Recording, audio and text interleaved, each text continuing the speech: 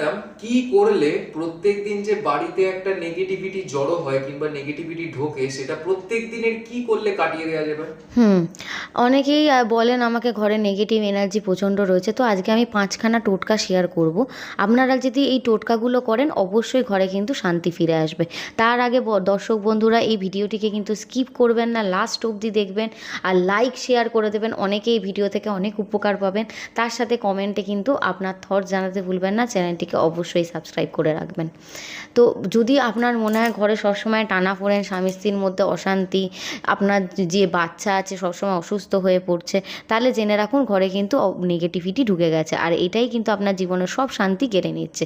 তাহলে প্রতিদিন ঘরটাকে শুদ্ধ বা পজিটিভ এনার্জিতে ভরিয়ে রাখার জন্য ৫ খানা গোপন টোটকা আপনারা করতে পারেন। ১, কর্পূর জ্বালান প্রতিদিন সন্ধ্যায় ঘরের মূল দরজায় ও ঠাকুর ঘরে। এতে ধ্বংস হয় অশুভ শক্তি, বাড়ে পজিটিভ ভাইব্রেশন। ১ বালতি জলে লবণ মিশিয়ে মোছার জল তৈরি করুন। ঘর মোছার সময় এই জল ব্যবহার করুন। লবণ কিন্তু সব রকম নেগেটিভ এনার্জি শোষণ করে নেয়।